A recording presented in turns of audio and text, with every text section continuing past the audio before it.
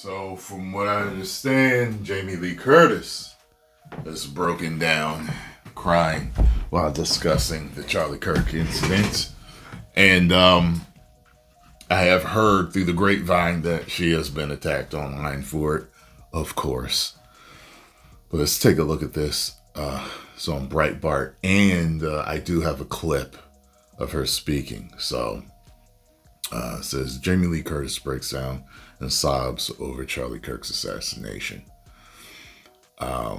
Actress Jamie Lee Curtis wept over the assassination of conservative activist Charlie Kirk, despite her disagreeing with him on almost every point she ever heard him say. The Halloween actress broke into tears while discussing the topic during an appearance on Mark Maron's podcast released on Monday after being pre-recorded last Friday. Quote, I disagreed with him on almost every point I ever heard him say, but I believe he was a man of faith, and I hope that in that moment when he died that he felt connected with his faith, she said. Even though I find what his ideas were abhorrent to me, I still believe he's a father and a husband and a man of faith, and I hope whatever connection to God means that he felt it.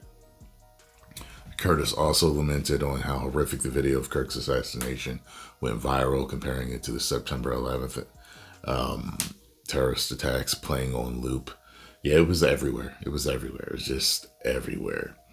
And I got something to say with this. Like, even from what I understand, I don't follow her politics very much. From what I understand, though, she's very far left. And if she could find it in her heart to see, to have sympathy for him and his family and see the sickness in what happened, then, I mean, come on. It's like our country is, our world is creating a generation of monsters. You know what I'm saying? Like sociopaths, psychopaths. It's ridiculous. And I was just watching a guy, and he was talking about if things got too crazy that he would leave the United States. I believe he's Chinese. And he was talking about it, and he said, he's gotten pushback on it, like, oh, you're just going to leave for everybody else to clean it up. And where I stopped his video, he was saying, he was like, the whole entire generation is being brainwashed right now. So I know where he's going with it. You know what I'm saying? It's kind of like, this is who's coming up. And if the world is going to get much worse, then he's like, I'm going to go somewhere, a different country where things are nicer. But I got to finish his video. But he was true about that, in every, I remember when I was growing up, I remember how people were saying that our generation, how they talk about Gen Z and millennials as punks, like people be saying that they're soft, that they're breeding a generation of P words and all this other stuff. But I remember when I was coming up, they were saying that about us. They weren't saying it as much as they are about Gen Z or millennials, especially Gen Z. They're not like that, but they were saying like you guys don't settle things like men. In the street, we used our fists, and then that was it. After that, it was over. Some of us became friends after fighting, and some of us didn't, but that was it. Like, you young is out here shooting people over the dumbest stuff. I remember that, and I look at what was influencing a lot of us then. Do you remember what was influencing everyone to act hard? Everyone had to act hard and sell drugs and get hoes. Who remembers that? And it did. It worked like a charm on so many people. And I remember talking to a guy who's a producer on an independent project I worked on. And we were talking about that. And the way he talked straight street.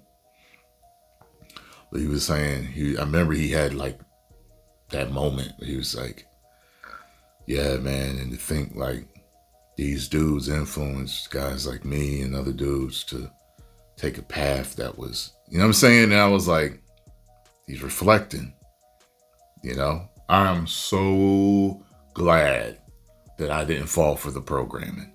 I am so glad. Partially, I think, because my mom kept me out of all that stuff. And I remember, I told y'all before, I remember trying to act hard twice in my life. I didn't try a third. I didn't feel good. You ain't allowed to smile. You ain't allowed to laugh, have a good time. Everything's got to be hard, you know, cool, gruff. It's got to be like this all day. It's not fun. I like to enjoy life. So, you know, and people thought something was wrong with me. Like, what's wrong? You okay? You know, I tried it. I tried it for 2 days. And it wasn't even the whole days. It was just while I was at school. You know, that was it. In high school, I remember, and I was just like, nah, this ain't for me. I'm not trying to be like these dudes at all. Yeah. It says here, Marin agreed that Americans have been so saturated with violence, they've turned numb. That's very, very true. Before that, she said, I know there's a video of his assassination. I know the people who've seen it. She said, yesterday we watched again these images of those buildings coming down. Today we as a society are bombarded with imagery. So we don't know what the longitudinal effects of seeing those towers come down over and over and over and over and over again.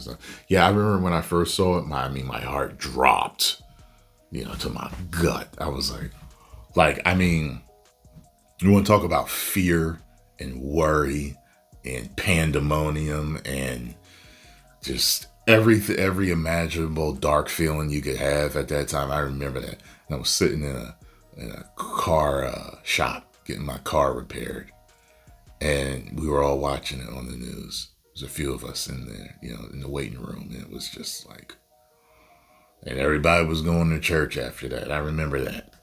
Everybody was going to church after that. So let's take a look at this clip here. Of course, my sound is down. All right, now. Charlie Crist was killed 2 days ago. Charlie. I'm sorry.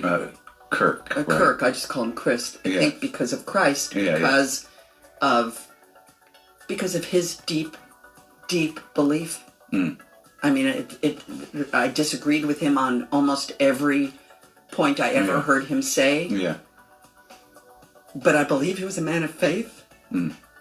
And I hope in that moment when he died that he felt connected to his faith. Yeah.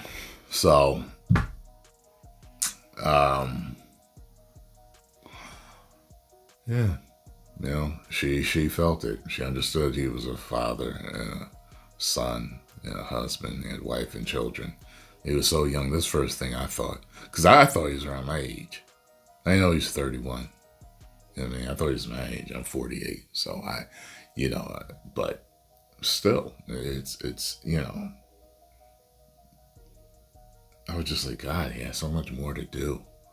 Yeah, the wife and children. This is like ridiculous. It's a senseless death, you know? Post your comments down below. Let me know what you think.